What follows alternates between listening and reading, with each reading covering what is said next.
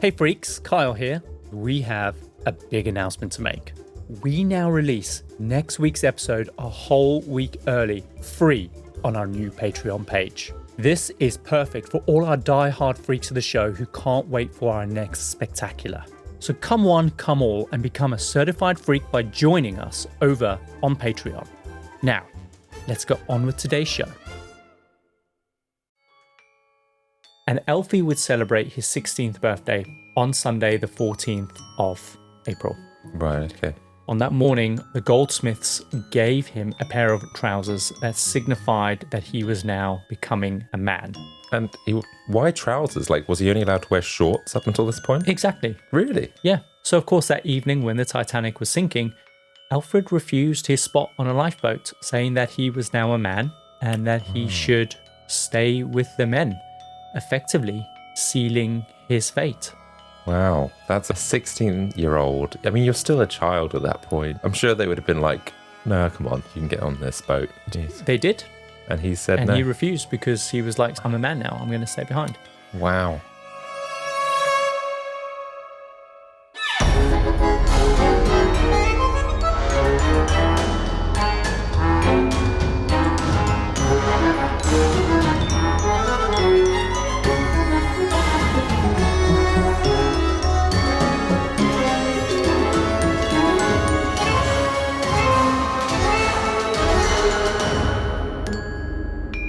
Welcome to the Compendium, an assembly of fascinating and intriguing things. We are a weekly variety podcast where each week I tell Adam Cox all about a topic I think he'll find both fascinating and intriguing. We dive into stories pulled from the darker corners of true crime, the annals of your old unread history books, and the who's who of extraordinary people. We give you just enough information to stand your ground at any social gathering. I'm, of course, your host this week, Kyle Reese. And I'm your co-host, Adam Cox. And in today's Compendium, we are diving into an assembly of oceanic opulence and untold tales. Ooh, this feel like I might know this one. What do you reckon, Adam? There's no more opulence on the ocean than surely a giant cruise ship. And I'm thinking the most famous cruise ship in the world, in history, I think, is the Titanic, right? You're correct. And of course, I'm not really that surprised that you didn't get it this week because, of course, as you know, this has been a really highly requested episode from our listeners as well. It's true. People really want to know about this story. Even after all these years, people are still deeply interested in it. I was like really struggling with what angle should we take. And the thing is, though, when you think about the Titanic, what's the first thing that comes to mind? It sinks. Ooh, okay.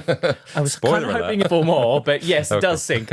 But of course, like, it's the grandeur of the ship, it's the luxury of first class, it's the events that kind of like led up to that fateful night when the Titanic obviously came head to head with the iceberg in the middle of the Atlantic. But the truth is, Adam, is that the Titanic wasn't just a marvel of engineering and an event that ended in tragedy. It was quite literally a window into what the world was like in 1912 Gilded Age. And this is all brought to life through the lives of the people that were on board this gigantic ship. And it's through their ambitions and their dreams for a better life that we get this insight into what the world was like. So, this is the first episode of a two-part episode series. Another two-parter? What was the last two-parter that we did? That was Amanda Knox. That was a while back. But yes, this is a two-parter episode on the Titanic. And the reason for that is just because it's such a massive story. And so in this first episode, we'll dive into the origins of the Titanic. We'll explore its ambitious conception, its construction, and the preparation for its maiden voyage. Then in the heart of this first episode, we will look at the passengers and the crew, and we'll bring to life the experiences of the elite millionaires, the second-class travelers, and the hopeful migrants in third class. And then, of course, we'll touch upon some of the crew that were on board as well and what life was like for them. And then in the second episode, which will be next week, we won't just gloss over the major events. We'll actually step onto the Titanic and set sail across the ocean, reliving the journey up to the moment that it collided with that iceberg. And then we will dive into the aftermath, examining the legacy and the tragedy that this story left behind. So I want you to prepare yourself for an epic journey as we navigate through the extraordinary tale of the Titanic.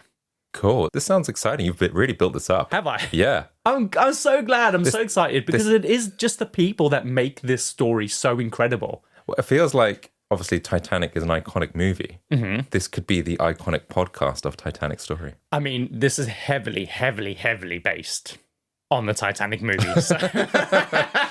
Oh, okay.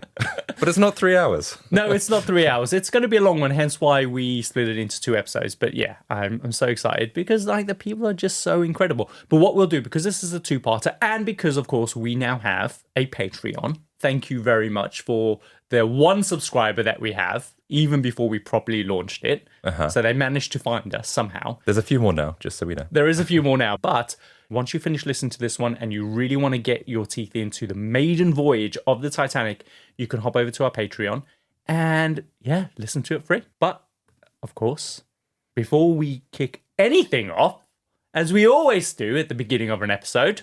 Unless you're one of those people that doesn't like all the latest things. What, like Megan Nelly from wherever she was from? Yeah. Shut up, Megan.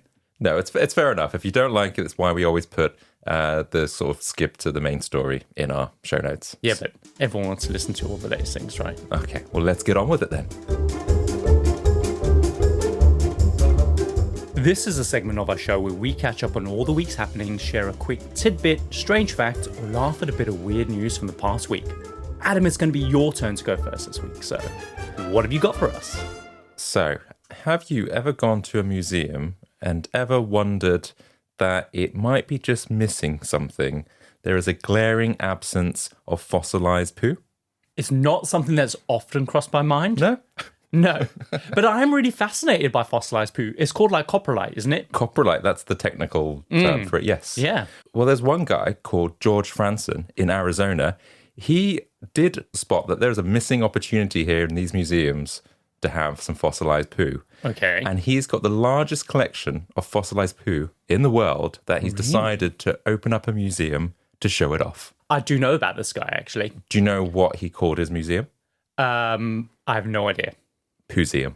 Pooseum. I did know that. Because the UK now have their own poo museum. Do we? Yeah. And it's opened up really recently. And they've actually loaned the UK poo museum some of his coprolite. Because we were missing, well, they just on a loan. We're missing some poo. But yeah, he's apparently been doing this for quite a while. He was 18 during a visit to a rock and fossil shop in Utah. And he saw his first fossilized poo and he hasn't looked back since. God. And so, yeah, a few decades later, he's managed to collect around about 8,000 pieces of fossilized poo, which you can go to this museum in Arizona. It's free to enter, and you can look at all this fossilized poo. And I think one of the biggest bits of poo he has is around about 2 feet long from some carnivore. You know what the thing is, though? It's probably not a normal poo for a carnivore of their size. He's probably just been, because this is going to be really topical for all the latest things, but he's probably been at his girlfriend's house and he's like, new relationship, he's kept it all in, and then like, he's like, okay, yeah, I'll see you next week. And then he's left and he's like, God damn it, I can finally just have a massive dump. And yeah, he's had a 2-foot poop. Maybe. But he does have dinosaur poo as well. And when you look at it, it just looks like rocks. I mean, some of them look like turds.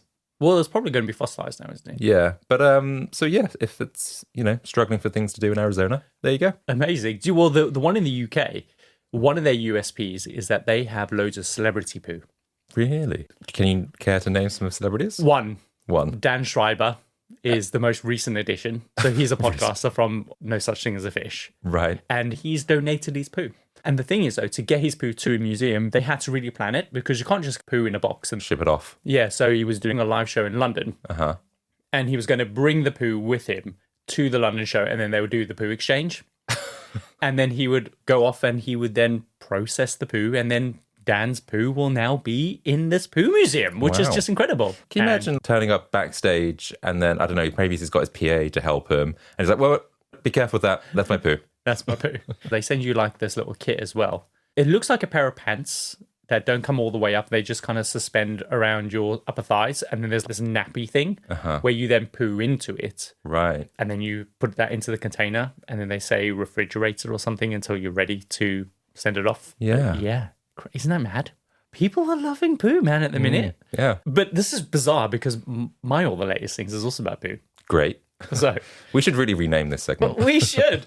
So there is an absolutely hilarious video doing the rounds on YouTube and TikTok. And it's a voice message a woman receives from her sister. And she is just in tears and she's frantic and she's begging her sister to come and pick her up. Clearly, something terrible has happened. And now that you know that it's related to poo, you probably... She's pooed herself or something. Well, turns out this woman called her sister in tears because she was at her boyfriend's house and she needed a poo. So completely normal situation. Maybe a little bit awkward, especially if it's a new relationship. So I get it. There might be some anxiety there. So she excuses herself. She goes to the toilet. And then when she's done, she flushes it, but it won't flush. So she's literally clogged her boyfriend's toilet. Oh, no.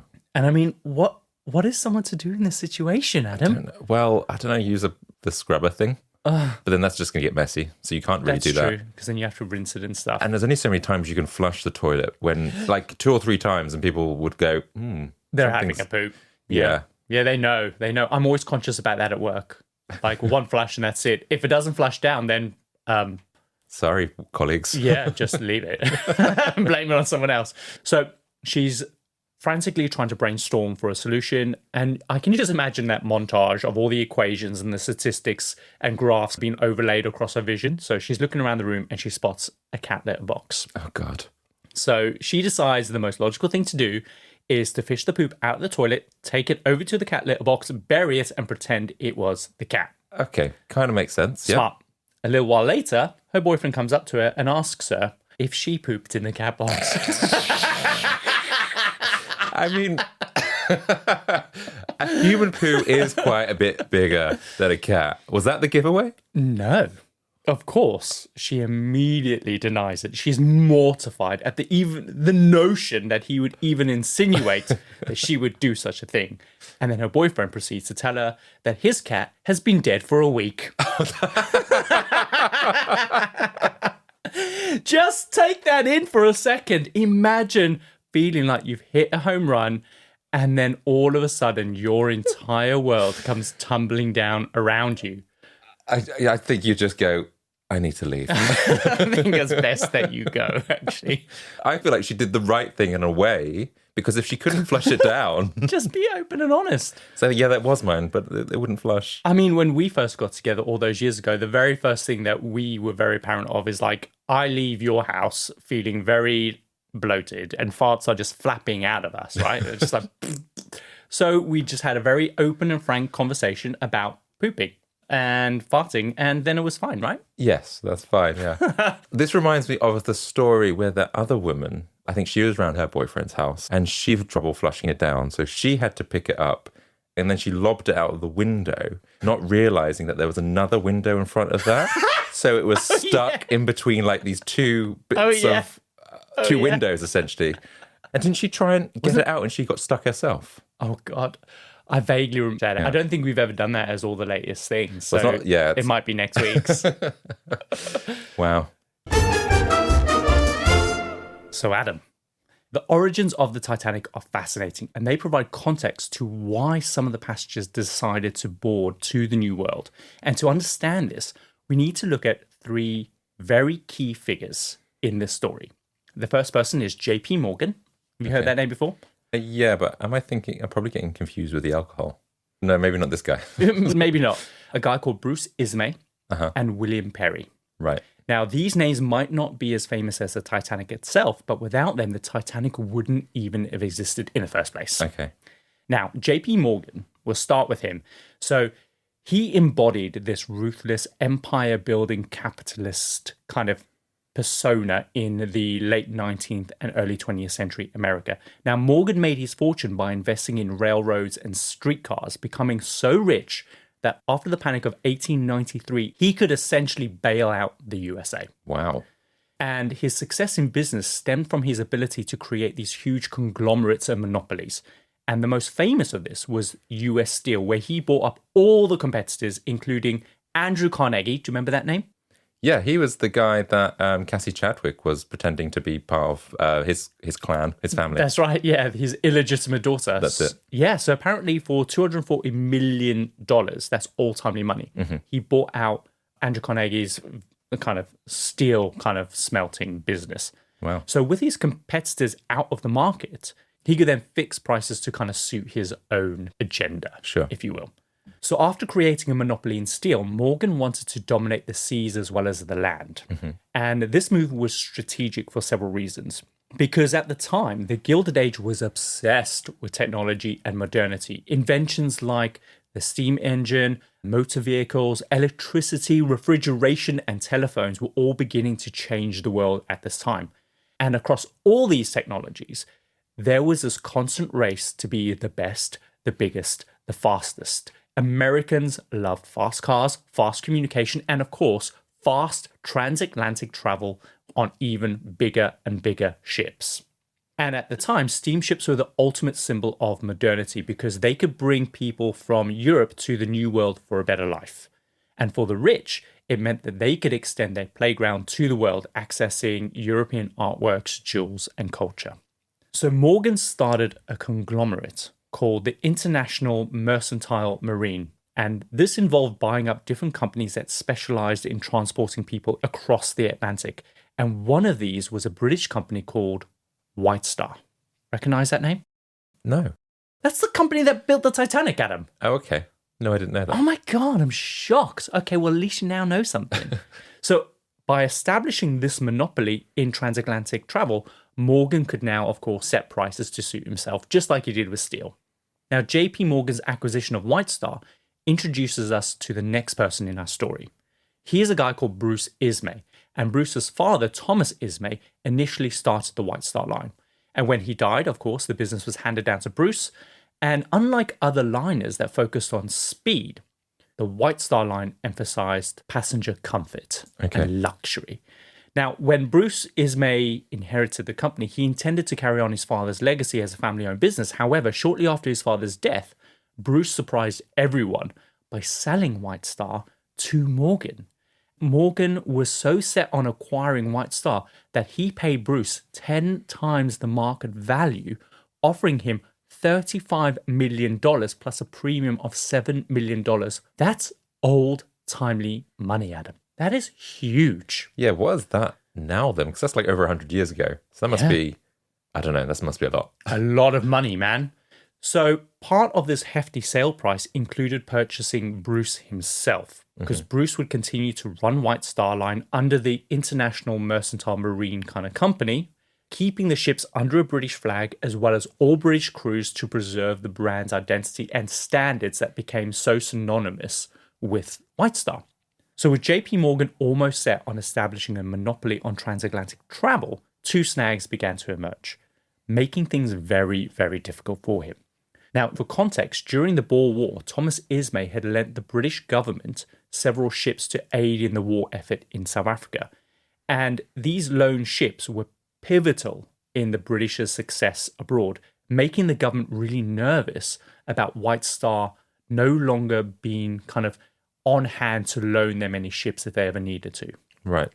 So the British government looked to another shipping company called Cunard for this assurance, and they gave Cunard a huge cash injection in exchange for a promise that they would help the government if they ever required ships again.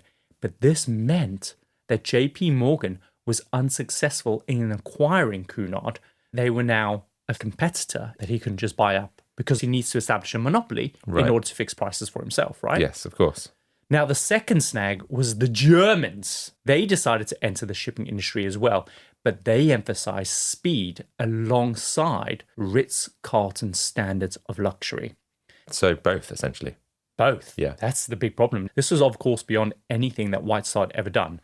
And additionally, the Germans were building many ships, lots of them. And this caused a big saturation in the market, essentially in the niche of luxury travel that Morgan wanted to dominate. This meant that competing was going to be hard. And also that he had no choice now because he'd already bought the company White Star. He couldn't go back on the deal, right? Yeah, but they're known for like luxury, but not necessarily speed at this point. That is correct, yeah. And they will never be known for speed. They're always going to be known for luxury and passenger comfort. So Morgan and Bruce Ismay teamed up with the first Viscount William James Perry, and he was the head of the Hartland and Wolff shipyards in Belfast. And together they hatched a plan to double down on the White Star's emphasis on luxury and passenger comfort. And together they planned to build the Olympic, the Britannic, and drawing in the headlines, the Titanic, which would be the world's most luxurious and largest ship at the time. Yeah, that's why I remember that it was supposed to be like the biggest one ever to set sail up until that point. I think it was only 3 inches bigger than the Olympic, so it wasn't that much bigger. Oh, really? Oh, okay. I was thinking it was like everything else paled in comparison. Yeah, no, it wasn't that much bigger. I guess it's like skyscrapers now. They're always like edging like, oh, what's going to be the next biggest sort of skyscraper? And when you look at it, it's only some of them, they're only like 1 or 2 feet. And sometimes they just put an aerial on top. Yeah. My aerial's bigger than yours. All right, Jim. It's very skinny, though. So these 3 ships will be built in Belfast, which by 1912 was the biggest and richest industrial city in Ireland. And they produce things like cigarettes, cars, and even more linen than anywhere else on Earth. They were also renowned for, of course, their shipbuilding. So to ensure they met this brief of premium luxury, the designer Thomas Andrews and Bruce Ismay drew inspiration from the world's finest hotels and restaurants. And in order to do this, they took a trip on the maiden voyage of the Olympic. Their aim was to identify everything that the Titanic was not to be. Okay. For instance, they noticed that the kitchens didn't have potato peelers. So they're like, that needs to change. There weren't any cigarette holders in the toilet. So again, that had to change too. They thought that the reception rooms could do with having more tables and cane chairs. And they tested all the mattresses. They found them too springy. So they're like, that all needs to change too. And they also thought that the Olympic needed more cabins on the top deck. So the plan was for the Titanic to be fitted with multi-room class suites that included sitting rooms, servant quarters, and even private balconies, all within these luxury kind of suites on board the top deck. Ah. I'm surprised that they didn't have potato peelers. And they were like, the Titanic needs potato peelers. I guess they're just using a paring knife at the time. But yeah, that's one of the things they said. That's just weird. Potato peelers. The Titanic would also have all the latest technologies like electricity, refrigerators, and even a Marconi wireless station, which will allow you to send messages to land. And they even had a printing press on board in order to provide daily newspapers to passengers. No way. So how are they getting their stories from like the signals that they were transferring? Exactly. That Marconi device would always be like pinging messages, and then someone would scribe them down, and then they would send it to the printing press, and then someone in the printing press would then print newspapers for the newspapers. That's for the very next clever. day. Isn't that incredible? Yeah. In terms of the size, the Titanic would just be 3 inches larger than the Olympic. That would basically make this the biggest ship ever built by White Star, representing the highest attainments in naval architecture and marine engineering. And this accolade was important, especially if they were going to justify the price that they were going to charge for a single ticket, which was $870 per trip, equivalent to $400,000 in today's money. Of course, that was only for the first passengers, right? Yeah. That is a lot. But It's huge. But I guess how long was the trip? Because I guess 5 days. 5 days and 400 grand. Yeah. Damn. I know, right? So this ship needed to be luxurious, and it bloody was. So we are talking about a ship for billionaires, Adam, like the Elon Musks of the world and the Jeff Bezos. However, while the Titanic was the biggest, most luxurious ship ever built by White Star, it was first and foremost intended to be an immigrant ship. Yeah, because a lot of passengers were going to settle, because it was the maiden voyage was from Southampton, wasn't it, or Portsmouth, somewhere down there. Yeah. And it was going to New York. And so I knew a lot of people were going to go start a new life, hence the new world or whatever. That I knew a lot of people were on board that ship to do that. While I knew they had like third class passengers, first and foremost, I thought it was a luxury liner. I didn't realize that ultimately that's how they were going to make a lot of their money, right? Yeah, I think I knew that. But then, yeah, maybe it gets played down from all the luxury and obviously the tragedy. I think some sources have said like it was first and foremost a immigrant ship. Others like, no, it was a luxury liner. But I think it needed to be in between, right? Because, of course, there's only a set number of millionaires in the world. And there's only a set number of times that they're going to want to get onto one of these ships. Whereas there are millions and millions of migrants coming across the Atlantic every year. So that's how they can guarantee that income. So I think there's a little bit from this column and a little bit of that column. And at this time, immigration to the New World was booming with over 1 million people moving to the United States every year. And this mass migration was driven by various geopolitical issues that were plaguing Europe at the time. Many hopeful migrants were captivated by the American dream that was being propagated by companies like White Star, through kind of these enticing adverts and poems and paintings depicting the riches and the better life awaiting them in the United States. And the White Star Line emphasized how much easier this dream was to achieve thanks to the size and the comfort of their Olympic class sized kind of ships. And this even extended to what life was like traveling in steerage or third class. Like even that was going to be comfortable as well, which was mind-blowing and pioneering for the time because no one ever cared about third-class passengers or steerage in any way.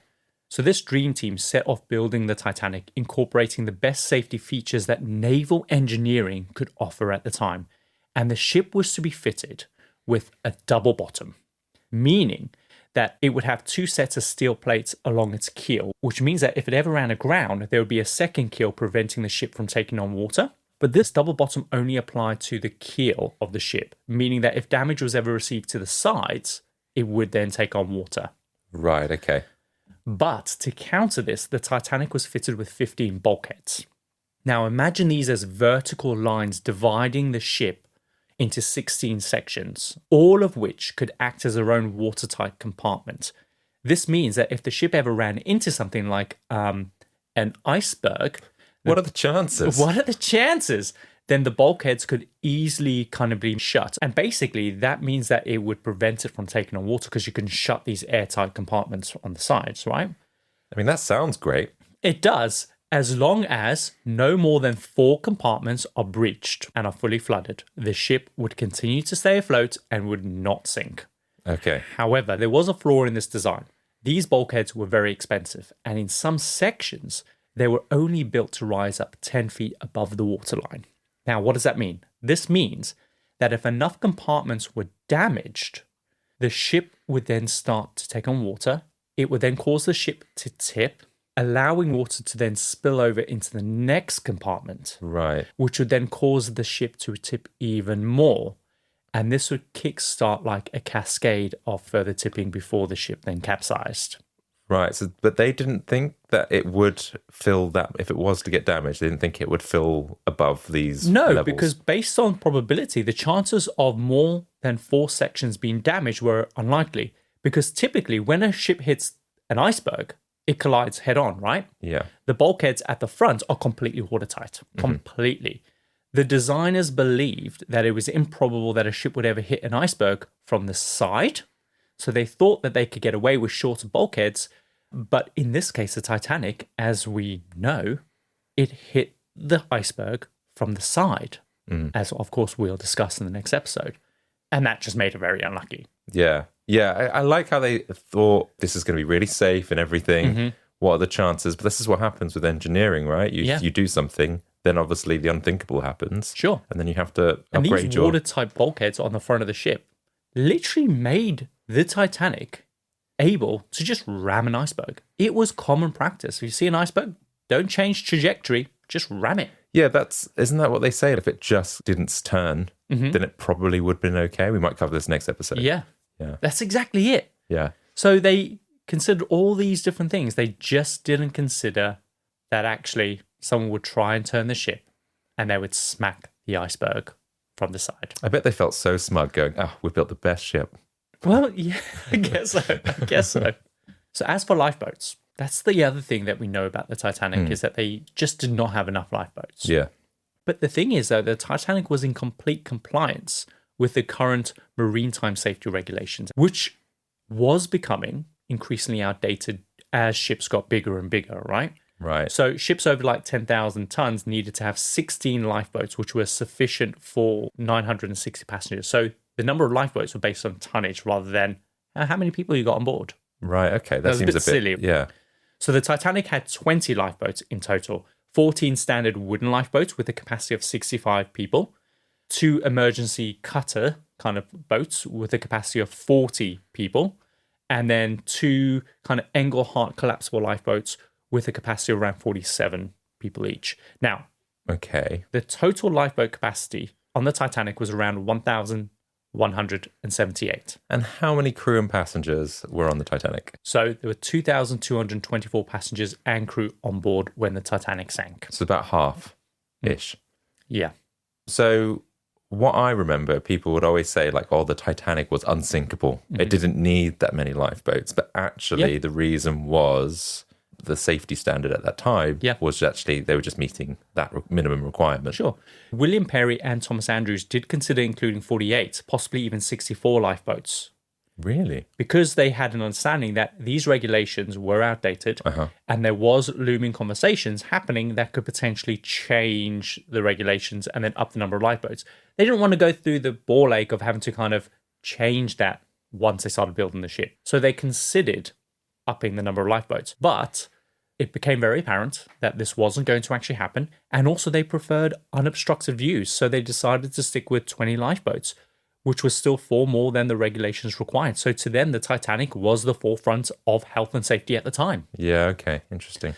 But they also thought that because the Atlantic was awash with other ships, these other ships could act as lifeboats in themselves. And as we know, this was tragically flawed because, yes, another ship did arrive on the scene. That was the Carpathia, but it was far too late. It was like 3 hours too late. I was going to say, it's not like, I don't know, like the motorway where you've got all these like ships just like crossing each paths with each other. But this is how they viewed things at the time. Wow. So on the 31st of March 1909, the Titanic was ready to lay down its keel. And after 2 years of building, J.P. Morgan, Bruce Ismay, and William Perry were all there to see it. And once it was in the water, thank God it didn't sink. And so that meant that it was time to start kitting out the interior, which took roughly around about a year to do. Really? Well, that's quite a long time. It was quite a long time, isn't it? So it was finally completed on April the 2nd, 1912, when they concluded 12 hours of sea trials. They practiced maneuvering, reversing, turning, and everything was just perfect, right? Everything worked brilliantly. So they decided that they were going to waste no time at all. They boarded all the crew and they set sail for Southampton to begin the Titanic's life, crossing back and forth across the Atlantic. Now, when in Southampton, they started loading the ship with all the supplies it would need. And it is a lot of shit. Okay. Here's just a few of the things that they included on board. 800 bundles of asparagus. Okay. 16,000 lemons.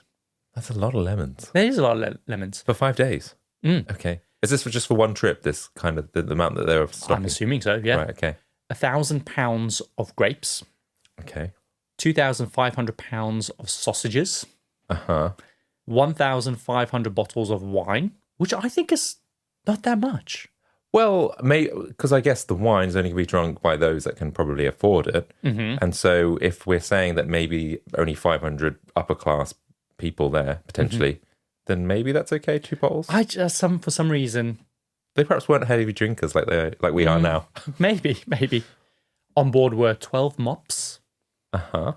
That doesn't feel like enough. It doesn't feel like enough! Who did the quantities? I don't know. There was 400 sugar tongs, 8,000 tumblers. They had 50 boxes of grapefruit. 40 tons of potatoes, that's huge. But how many peelers?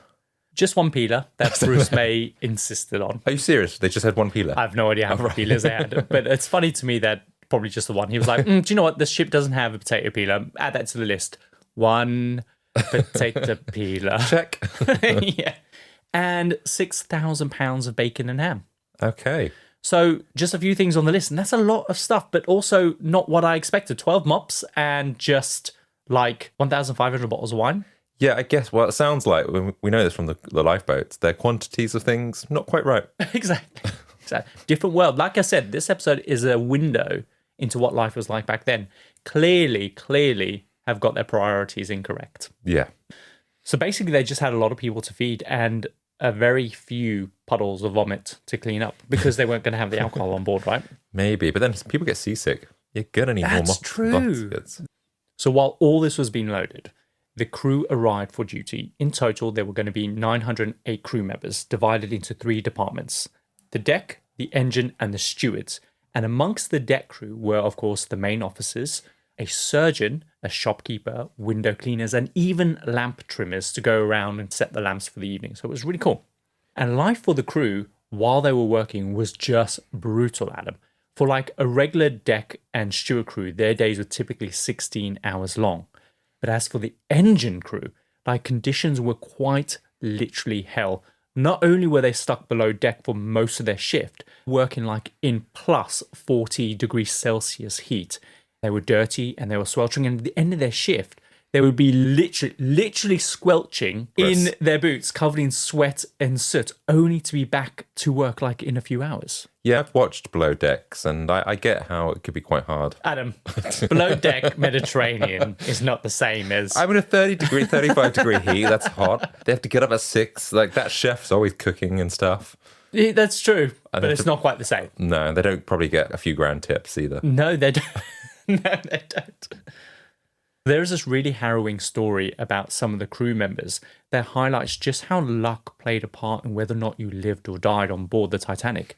So it was tradition that before starting on your grueling stint on board a ship was that you go on one last pub crawl. So 4 crew members, including a guy called John Podesta and William Nutbean, which I just love that name, Nutbean, went off to meet some of their mates at the pub called The Grapes. And at 10:50 a.m., just a couple hours before they were due to report for duty, they realized that they were late and they decided to start rushing back to the ship. Now, approaching the dock, they had come across a railway. And as they got there, a passenger train was kind of approaching. Now, John Podesta, he runs across the track, but the others had to wait for the train to pass. So John decided that he was just going to continue to the ship to avoid being late because they were cutting it real fine at the moment. But because the train was much longer than expected, the others had to wait and wait and wait. And finally, when the train passed, they rushed across to the dock, but it was too late. The gangway was being closed. So they shouted over at the officer to let them through.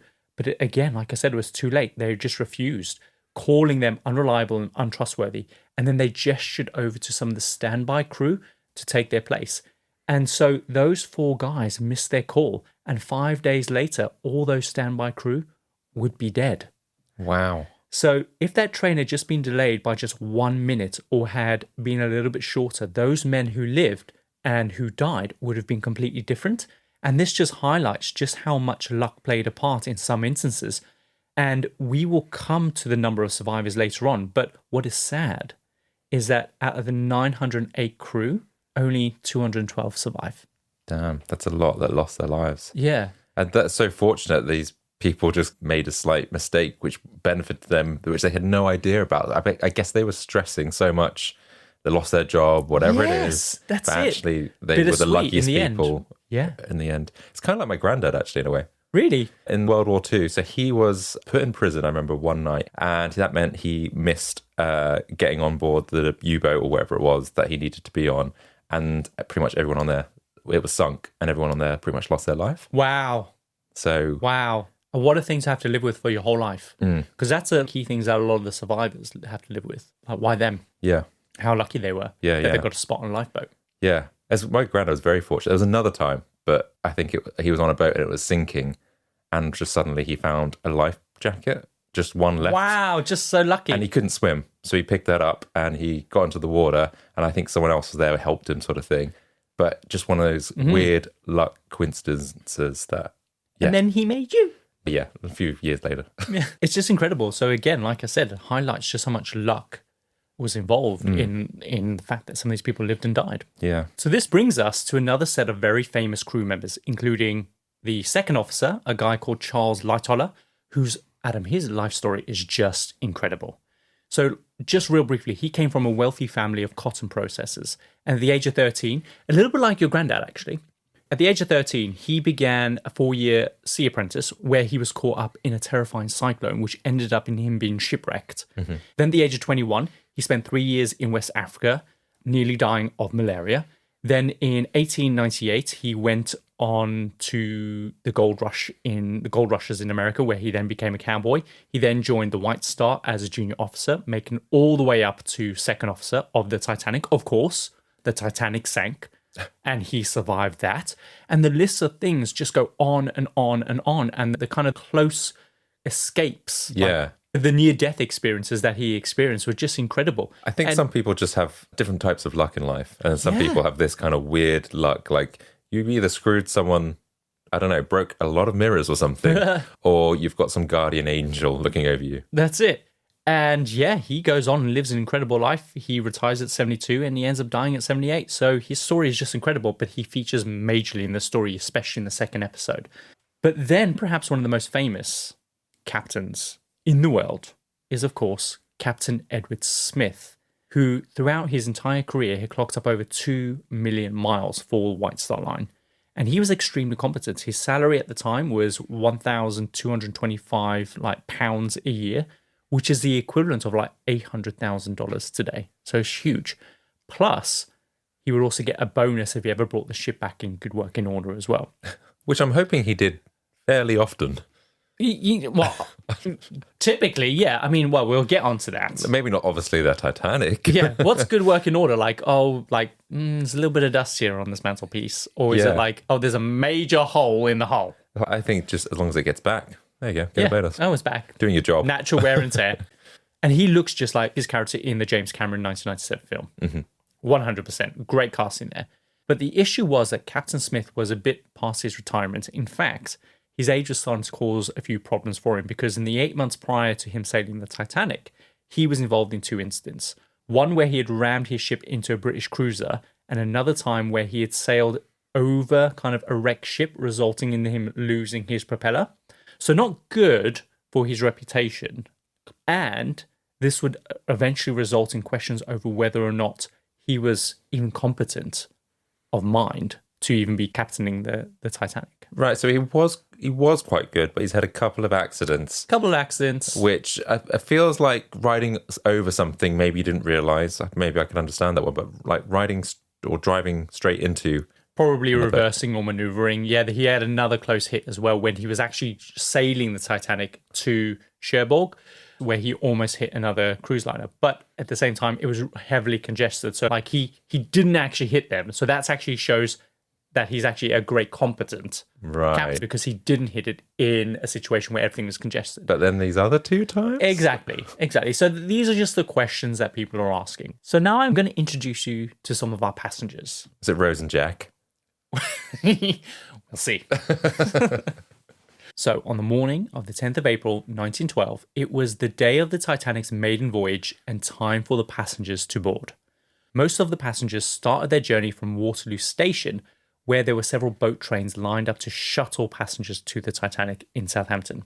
That morning at Waterloo Station, there were literally hundreds of paparazzi waiting at the station to take photographs of the millionaires all arriving to start heading to the Titanic.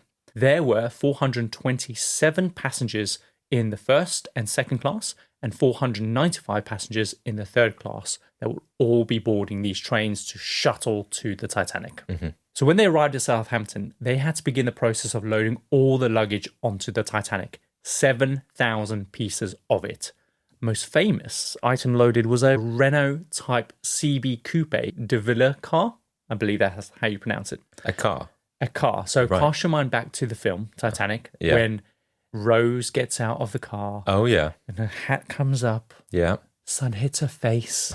Titanic is seen in the distance. And you see all these people cranking up all the luggage and mounting that onto the ship. And one of those pieces was the car. And famously also the car. Where they do that scene? They do the sex scene. Yeah. the steamy sex scene. That car was actually on board. Oh. Yeah. Okay. I didn't realise that was her car. No, it's not her car. Oh, right. It's just a car. Okay. I was just trying to paint a picture for you. The car was actually owned by a guy called William Ernest Carter. So he was a wealthy passenger from Pennsylvania. So all the passengers were on board. The Titanic was set to pick up the next lot of passengers in Cherbourg in France, where they actually picked up a lot more first-class passengers. And because Cherbourg didn't have a big enough docking station, most of the passengers had to be shuttled to the ship in smaller kind of little boats, along with all of their luggage, Adam. And this took hours. Most of the passengers picked up were Americans who had been traveling around Europe and kind of spending time in places like Paris and Venice. Finally, the Titanic eventually pulls out of Cherbourg at around 8 p.m. that evening and heads to Cove in Ireland to collect their last load of passengers. Now, the important thing to remember is that we don't actually know how many people boarded the Titanic because many passengers that were booked on didn't actually turn up. Amongst the millionaires, cancelling at the last minute was often seen as a sign of status to just not show up. So some of the millionaires that didn't show up was a guy called Milton Hershey, the great chocolate entrepreneur. I was going to say, with the Hershey guy. Yeah, terrible chocolate, probably should have been on board the ship that day to fully put an end to that brand of chocolate. Of course, I'm only joking. Oh, yeah, I quite like the cookies and cream, but it's not chocolate. It's not chocolate, Adam. It's mocklet. Yeah, you did it. You got a Friends reference in. Then there was a guy called Henry Clay Fick and his wife, who were American industrialists, and I think he was a financier and an art patron.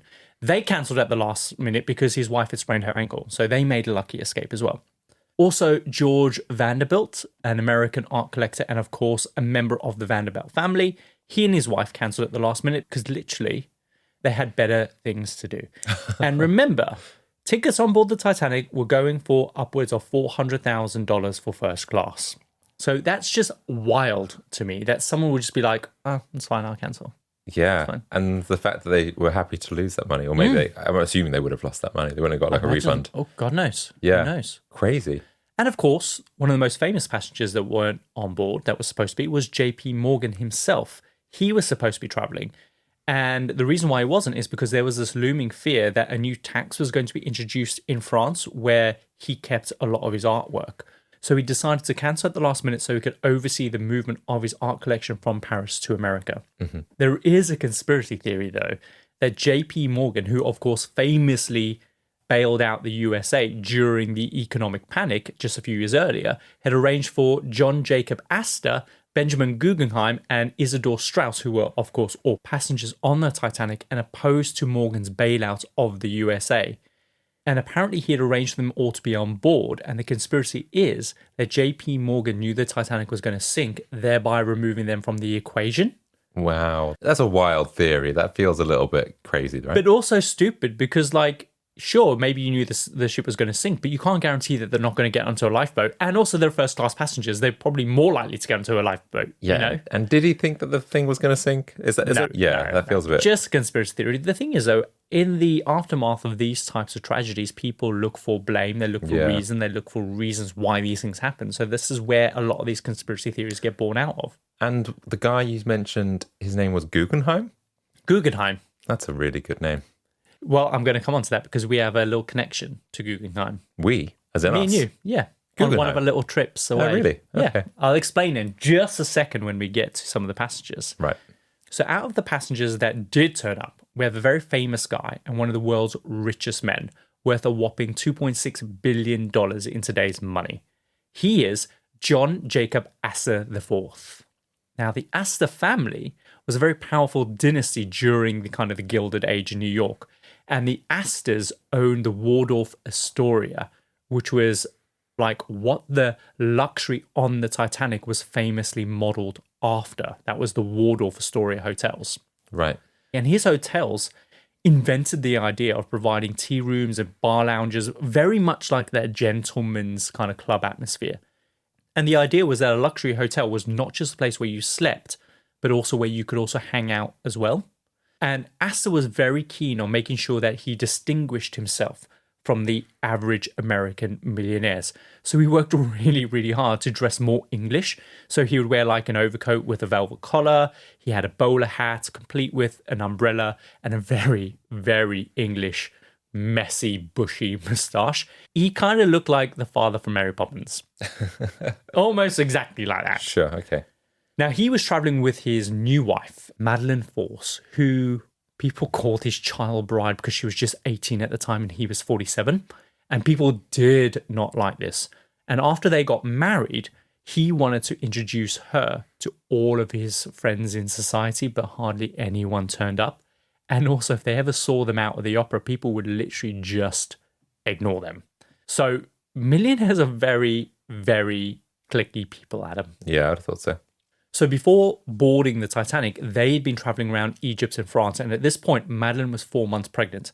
So they were returning back to New York. And with them, they had a huge entourage, including the valet, her maid, his nurse, her nursemaid to obviously help with the pregnancy. And of course, they had their beloved dog, Kitty, with them as well. And Kitty was just one of 12 confirmed dogs on the ship as well. There was a King Charles Spaniel, a Fox Terrier, a Bulldog, a Pekingese dog called Sun Yat-sen, and a massive Great Dane as well. Also on board was the ship's cat called Jenny. Aww. Sadly, most of the dogs obviously died, including little Jenny as well. That makes you really sad. I can just imagine her. Yeah, screw the people. Yeah. Save Jenny! Another millionaire on board was Ben Guggenheim, of course. As I mentioned, they have a famous, obviously, art gallery of the same name. In fact, their daughter Peggy has an art gallery in Venice, which we walk past near the entrance to the Grand Canal towards that big, massive opening. Oh, yeah. And I remember I have a picture of us, me taking a picture of the little kind of concrete plaque on the outside. Yeah, I remember. And yeah, so the Guggenheims, they were famous silver miners and extremely wealthy. They were also notorious strikebreakers, meaning that when their miners would go on strike, they would often just ship in some scabs, and they were just like so extremely unpopular amongst the lower classes. But they lived on Fifth Avenue and they had been traveling around Europe, just hanging around Venice and Paris. That was kind of their playground. So Ben also was traveling with his young 18-year-old French wife called Leontine. I can't pronounce that. So that doesn't sound French, but we'll go with it. It sounds like a female version of Leon. Leon. How would you womanize Leon? Leona? No, it's like Leontine. Leontine? I'm so terrible with accents. Leontine. Leontine, maybe, yeah. I don't know. Basically, she was a French singer. This was very, very controversial. So they were very unpopular amongst the elites. So on board, they just kept themselves to themselves. They also had a huge entourage as well. They had maids, valets, a chauffeur who they booked into second class as well. So the next family that we have is the Widener family. So George and Eleanor, along with their son Harry and daughter-in-law, they'd been visiting Paris specifically to buy fabric for their daughter's wedding. Apparently, you can only get this fabric in France. So Harry, their son, he was a huge bibliophile, and apparently he was really hot. But I looked him up, and Adam, he looks like Eddie Munster. Well, Eddie could have grown into a fine young man. No, I couldn't see anything other than Eddie Munster with his slick back hair. He didn't have, obviously, his widow's bow. I find it crazy that people are, just to show how wealthy I guess these people are, they are taking a trip to Paris just to buy some material. Yeah, it's mental. That is ridiculous. It's crazy. So with him, he had a 1598 edition of Francis Bacon's essays with him, which he had bought for £260. To give you a sense of just how extremely wealthy they were, his mother's pearls were insured for £150,000. So £260 for a 1598 book was just chump change to them. Yeah. But that book, Adam, that's a Francis Bacon 1598 edition of his essays. That's now lost to the sea, and it makes you question what other artifacts are also lost. Like in the James Cameron film, we see Rose having her staff hang a Picasso, there's a Degas, there's a Monet. Obviously, those didn't sink because they still exist today. But these millionaires, they were obsessed with European artifacts. So it makes you question what else has been lost to the sea, because at the time, this was the only way that you could shuttle artworks across the ocean. So how many ships have sunk or how many things have been lost? Must be loads. Well, hasn't there been so many people diving on the Titanic to recover whatever they can? And that's where they found some of these artifacts, I'm assuming, which has inspired the movie and sure, stories. Yeah, they've recovered a few things. In fact, James Cameron himself. So there were some gays on the Titanic. What? Yeah, so there was this couple who were both from the world of politics. They were Francis Millet and Archie Butt. Archie Butt. Archie Butt. So Francis Millais was a renowned artist, muralist, and a war correspondent in Russia. And he had served during the Civil War, and he had loads of war accolades. However, his lover was Archie Butt. I can't talk. My surname. So he was much younger than Francis, so he bagged himself a little daddy. And Archie was the military advisor to President Taft. And they were extremely close friends, which I love. So he was probably openly gay with the president, yet the president didn't shun him. Yeah. So it kind of shows you like there are some pockets of society that didn't completely disown someone for being gay or reject them, which is I quite like. I don't believe for a second that he didn't know that he was in a romantic relationship with another man. And just to double check, because I don't know that president, I'm assuming the US president you're saying there. Yes, President Taft. So I've got a funny little anecdote about him. So Archie would often misplay golf shots for the president so that he would just like feel better about how bad he was at playing golf. Oh no, you win again, Mr. President. Yeah. And President Taft gets a real bad rap for being a really pathetic president. Really obese, kind of fat president who's always just seen as a bit of a buffoon. Right, okay. So they would stay up late at night. They would also play kind of bridge. He would laugh at all of Taft's really bad jokes. Archie was one of the very few people that would be able to tolerate the really horrible, vile meals that the fat president would serve, like broiled chicken, fish chowder, mustard pickles. But also, when people would be really mean to the president, calling him fatty, Archie would always be there to reassure him. Like, you're just big boned. Yeah, you just tell them that you're rubber and I'm glue. Whatever you say bounces off me and sticks to you, or whatever it is. Did I mix that up? Yeah. Whatever. Sticks back to me. So apparently Francis and Archie's household was just filled with Filipino houseboys just wandering around. Why would that be, Kyle? Why do you think? Because they have a very messy house in a way that only Filipino boys can clean. Okay, fine. This is like their house is run with Filipino standards, Adam. Mm-hmm. Okay. But together they were extremely sociable, extremely infectious, and people really loved them. Just before their trip on the Titanic, Butt was in the middle of... Archie Butt was in the middle of a political fight between Taft and Roosevelt at the time, and it was causing him a lot of stress. So Francis suggested that they just travel to Europe for a bit of a holiday. There is a letter that Francis actually wrote to a friend on board the Titanic saying like she has everything but taxicabs. She has restaurants a la carte, gymnasiums, Turkish baths, squash courts, palm gardens, smoking rooms for the ladies and the gents. They even have a riding machine in the gym. A riding? As in like a bucky horse thing? No, and that's in the gym? Yeah, but it's like more gentle. And it's just kind of really good for the thighs, apparently. They have dining saloons, lounges, cafes, quarters for first-class dogs. They even have the world's first swimming pool on board as well. Really? Did it? So it sounds like they were having a whale of a time. Sadly, when the Titanic sinks, they both drown. And President Taft is so devastated that he orders all flags on federal buildings to fly at half-mast, which just goes to show how close they were. Yeah. Okay, that's sad. I can't believe the Titanic was the first to have a swimming pool. Well, according to what I read. Okay. It could be a lie. I like how you said that. Oh, okay, according to what you read. Could be lies.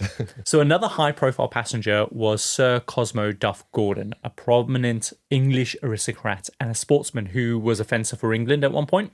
But more impressive than him was his wife, Lady Duff Gordon, who started a world-renowned lingerie business owning a set of boutiques under the name of Madame Lucille. So Lucy began her fashion business after a messy divorce from her husband, which forced her to return to work. And her knickers and undergarments became so popular amongst royalty and high society that helped her kind of like break into the world of the millionaires. And soon after this, she had opened up a boutique in the Waldorf Astoria Hotel, which of course is owned by the Astor family. Mm-hmm. And so it was very much like whisper, whisper, ooh la la. Like she was like the Victoria's Secret of the day. Like hugely popular. So like she would go up to women and be like, hey, I can get you some sexy garters. And she opens up her coat. Come with me. And there's some like knickers. Yeah. Essentially, yes. So next we have D.W. Stead. So he was a British journalist and an editor who became one of the youngest newspaper editors in Britain at just the age of 22. Obviously, by the time he got onto the Titanic, he was a lot older. But he famously published an expose called the Maiden Tribute of Modern Babylon, which basically exposed child prostitution in London and helped pass tougher laws. Now, while writing his pieces, he went out to prove how easy it was to access child prostitutes, which led him to get arrested. But was he trying to prove a point, or was he actually getting involved? I think he was trying to prove a point how easy it was. It's like, I respect that because you are investigative journalists. You need to get into it, right? You need to get in the firing line. It's like a war correspondent. You get on the ground in the firing line to give people a sense of what it's like. And that's what he done. He went off to prove how easy it was to access child prostitutes. He got arrested, but at the end of the day, it shone a light in the right places, making him basically a huge hero to the British working class. But what's fascinating is that he was also a spiritualist. So one evening, his daughter Estelle, she was in her bedroom when a man walked in, took off his hat, sat down at a desk, and started writing poetry. So she goes over and she's like, "What the are you doing in my bedroom?" And he didn't say anything. He just completely ignored her, and then he vanished. So the same thing happened the next night and the next night. And she mentions this to her father. He is convinced it was a ghost. So he gives her a device called a spirit indicator, which of course is used for communicating with ghosts, and Estelle uses it. And it turns out that the spirit was the spirit of a poet called Gordon Knight. And do you know what? They become lifelong friends. So when her father dies in the Titanic, Gordon would pass messages between Estelle and her dad, like letting her know that he was okay in the spirit world. Interesting. Isn't that cute? Yeah. A load of shit, though. Yeah, I don't know if I buy it, but that's a nice story. It's a wonderful story.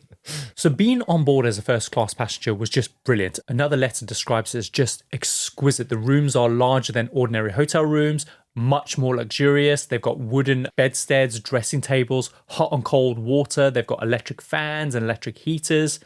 And first-class passengers, they were even able to select their preferred bed on board as well. So you could select between Regency Anne's to King Louis Can beds, like whatever you wanted, you could have it. And throughout the entire ship, the White Star logo is printed on literally everything from the crockery to the cutlery. Everything on board is state of the art. So for example, for like meals, they would offer oysters, salmon, lamb, roast duck, and beef. And remember, Adam, that's significant because this is unlike anything anyone had seen before, because up until now, food like this would have just gone bad, right? But the ship had a new invention on board, and that was refrigeration. And this meant that it was possible to even serve things like strawberries in the middle of the Atlantic. That's cool. I didn't realize another first for the Titanic. Yeah, incredible. So, did you know that there were second-class passengers on the Titanic? Doesn't really ring a bell. I think maybe it's the film that makes me think more of the first class, and obviously those which are below decks and stuff like that. Yeah. So a smaller group of passengers often overlooked in the retelling of the story are the second-class passengers. And these were people that were your typical clergymen, your teachers, your shop owners, clerks, and even the servants and chauffeurs to the first class. And it's interesting that you don't often hear much about these people, even though they formed one of the largest percentages of those who died. And I guess it's because, as a metaphor, the Titanic is more powerful when it is told through that lens of the haves and the have-nots, not the people in the middle. So the standards for second-class passengers were great. It is what you would expect from an Agatha Christie novel. Not super luxurious, but still better than what you would find in other second-class hotels in Europe and in the United States, and certainly on any other ship at the time. Among the second-class passengers were a group of Cornish miners who were off to kind of the Michigan copper belts to make their fortunes. Included was a confectioner named Henry Morley from Worcester, who was running off with his 19-year-old lover, Kate Phillips. But also a Lancashire carrot and potato salesman named Harry Formthorpe was also running off with his mistress, Lizzie Wilkins.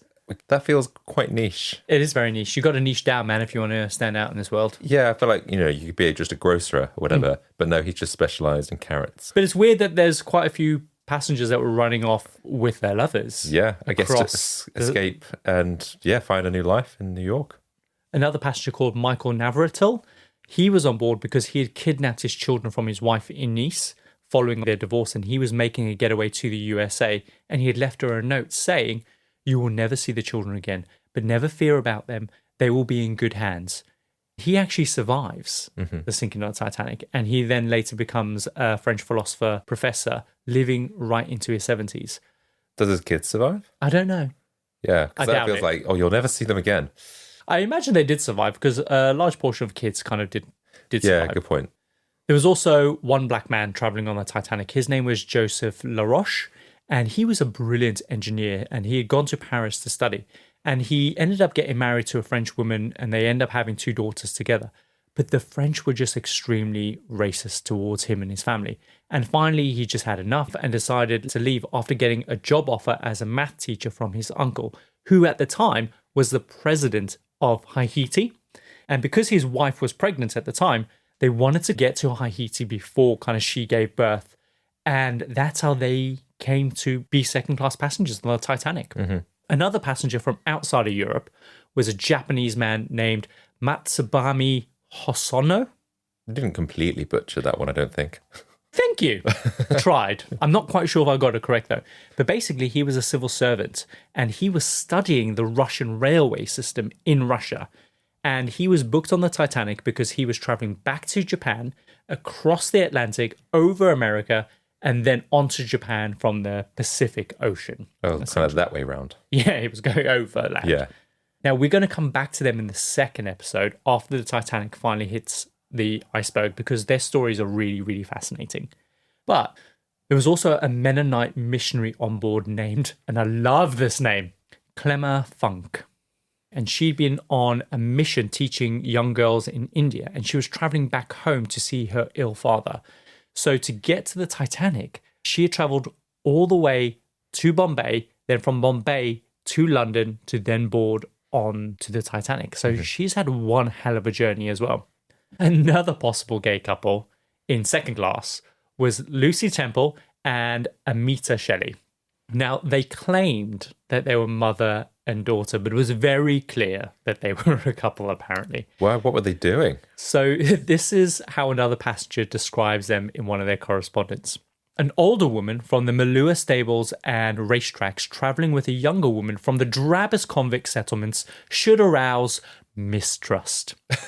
One imagines Lucy Temple with a rasping voice and skin like dirty leather, and Amita Shelley with a sharp pixie face and a lashing tongue. Okay.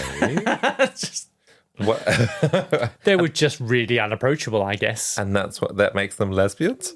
I think it was just other signs Okay, that they were lesbians. fine. Interesting. I love how they describe this mistrust. Mistrust should Yeah. arouse mistrust. I might use that in everyday language now. What for other gays? What do, There's a couple men over there that should arouse mistrust. yes.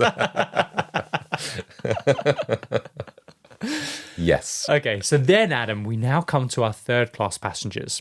Now, regarding the Titanic being an immigration ship, there was this belief that it was barricaded off to prevent kind of third class from bothering the first class passengers. Yeah.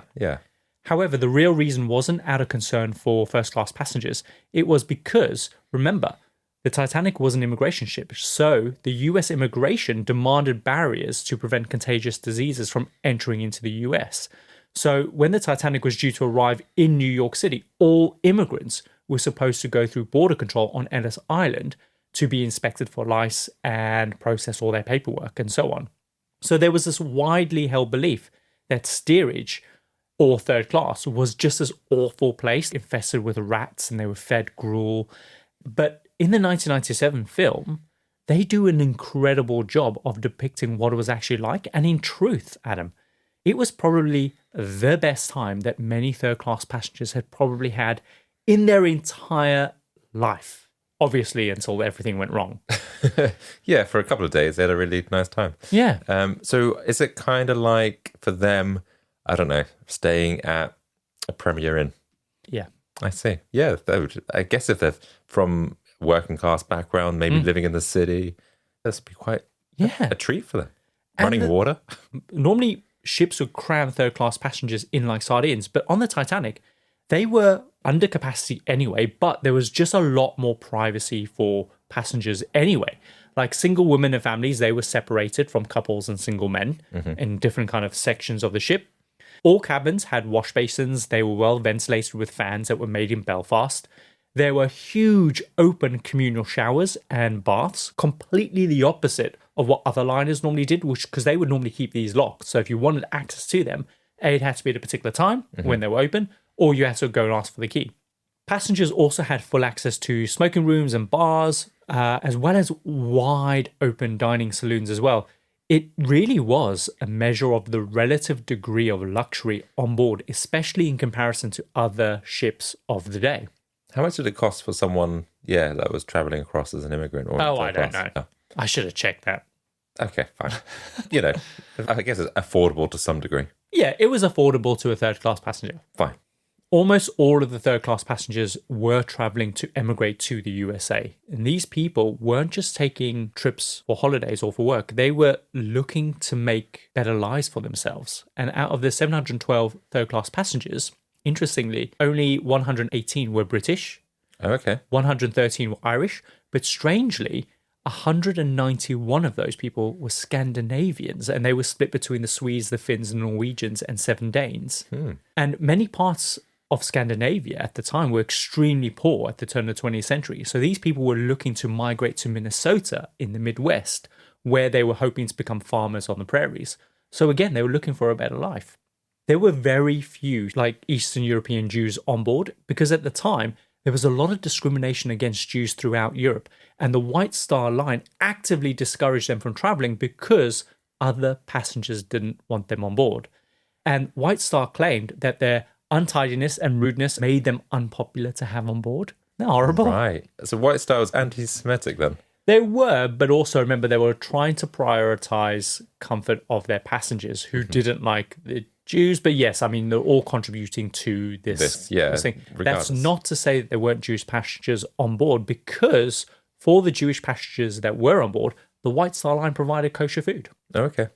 And speaking of food, by the way, like the food for third-class passengers was by all accounts great. Like many had never had this much food when they were on the Titanic. Like they were getting 3 meals a day, Adam, and that wasn't the norm for many of the passengers that were on board. They were being served porridge, toast, marmalade, fish, boiled potatoes. And this might sound like drab food to us today, but the important thing is it was warm, it was filling, it was nutritious, right? And probably quite exotic to some. Like someone from Armenia, for example, they probably had never tried marmalade in their entire life. Yeah, you take that for granted now, but back then that was like probably a lot of new experiences. Absolutely. And they're getting consistent 3 meals a day, so they're probably loving it. So the bad reputation that third class had gotten over the years just wasn't true at all. It was spacious, it was open, it was not cramped, and the food was filling, nutritious, and even exotic in some cases. So out of the passengers that were on board in third class, there were 20 Croats on board. One notable passenger was a guy called Nikolai Lulik. He acted as a chaperone and interpreter for the others because many of them just couldn't speak English. So it was common for them to travel together with kind of like a more experienced person. So in Nikolai Lulik's case, he would often shuttle back and forth, chaperoning Croatians to the United States to help them start their new lives. So I think that's quite noble. I guess you can make a job out of that, considering how many people were coming to America every year. There were also around about 30 Armenians traveling from a region that we now know as Lebanon today. And at the time, the Ottoman Empire was making it very difficult for Armenians and other minorities in that area to kind of have like any meaningful kind of existence whatsoever. On top of this, a lot of Armenians, they were silk farming at the time, and the price of silk had just collapsed and there was just no demand for it. Also, various areas at the time were just being constantly invaded by Kurdish brigands, resulting in like loads of Armenians being slaughtered by the tens of thousands. And so those that could get out, they would get out and they would go to places like the USA. And the thing is, though, that what was happening in this area now would later become known as the Armenian genocide, where millions of Armenians were being slaughtered every year. And it was these people that could get out that were like making their way across to the United States. The important thing for me to point out here is that the common thread among many of these third-class passengers was immigration from a different part of Eurasia. And some were going to stay in America permanently, while others were planning on returning just a few years later, remitting money back home. For instance, and that was a big thing as well, remitting money back home. So you go off, you work in the United States, you send a little bit of money to grandma. Sure, yeah. That was huge, and many countries relied on that. Croatia and Greece were increasingly becoming dependent on people sending money back home.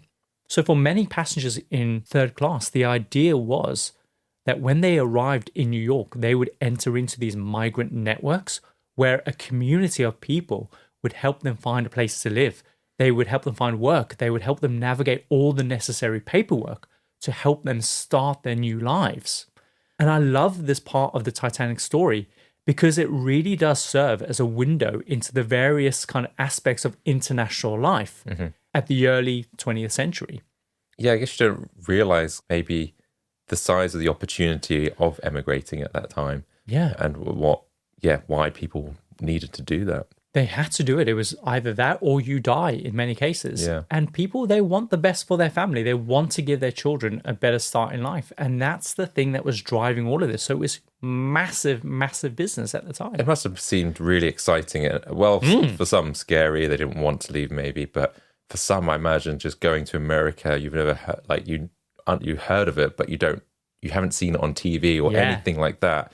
So you have no preconception, and then to get there and see something like that must have been like life-changing. And then hopefully to get all this correspondence back as well from people that are already there saying like I've got a farm and I've got my own crop and I've made some money and I've met a wife, and people want some of that for themselves, especially when they're in a situation where they just can't get ahead.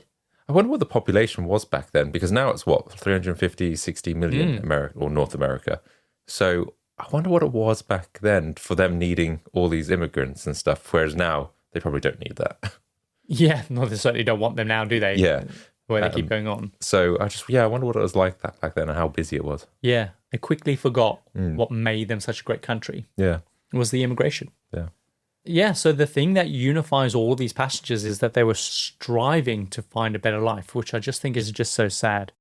So before we end today's episode, I want to tell you about a very sad story that really got me when I read it. And it's about the Goldsmith family from Rochester. So Frank Goldsmith, his wife Emily, and their young son Frankie were moving to Detroit after their younger son had died from diphtheria in 1911.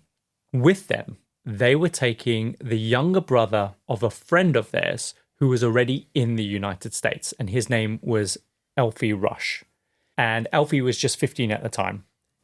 And Elfie would celebrate his 16th birthday on Sunday, the 14th of April. That would be the last day of the Titanic's voyage. Right, okay. On the morning of the 14th, the Goldsmiths gave him a pair of long trousers that signified that he was now becoming a man. Alfred was so proud. He was just gleaming from ear to ear. When you see pictures of him, he's quite a small kid anyway. So this is a big thing for him to now be seen and be recognized as transitioning into a man when he didn't really look like one anyway, because he was quite small. And why trousers? Like, was he only allowed to wear shorts up until this point? Exactly. Really? Yeah. It was a thing, like when you get given your first pair of trousers, it's a symbol that you've turned into a man. So of course that evening when the Titanic was sinking, Alfred refused his spot on a lifeboat, saying that he was now a man and that he should stay with the men, effectively sealing his fate. Wow. Isn't that horrifying? A 16-year-old. You're still a child at that point. You are. I'm sure they would have been like, no, come on, you can get on this boat. Jeez. They did. And he said and no. he refused because he was like 16. Like, I'm a man now. I'm going to stay behind. And that is the story of the origin of the Titanic. The world in which it was born into, some of the more notable passengers from first class, third class, and of course the often overlooked second class passengers. Yeah, all these different stories. It's quite fascinating. They've all got, different stories to tell, their backgrounds, and how some survived, some didn't, some were there by sheer luck, accident. How crazy. It's crazy, and I just wish I could tell a lot more of these, but there just isn't time. But there are literally thousands and thousands of stories, because this is the most captivating story of the last century, right? So Adam, the Titanic is just about to sail across the Atlantic Ocean. And this is where I think we should leave it for today, because next week, when we return, I will outline the events that led up to that fateful evening on the 15th of April, 1912, where the Titanic sank beneath the waves. Of course, if you can't wait a whole 7 days for the next episode to drop, you can listen to it today by visiting us on Patreon and accessing this episode a whole week early. Also, we're going to leave listener mail until next week. So we have to wait to see if you get read out then. Yes. But yeah, should we run the outro? Let's do it. And so that's another episode of the Compendium podcast. If you enjoyed today's episode, please follow us on your favorite podcast app. It really helps us a lot. We now release episodes 7 days early on Patreon. It's completely free to access, so don't let the subscribe prompt fool you. If one episode isn't enough and you're craving our entire backlog of unreleased episodes, consider subscribing as a certified freak. You'll get access to all of our backlog episodes, exclusive posts, and what we're up to. We'd love for you to join us and have a chat. We release new episodes every Tuesday, and until then, remember, even the grandest of dreams can sink without a trace. See you next time. See ya.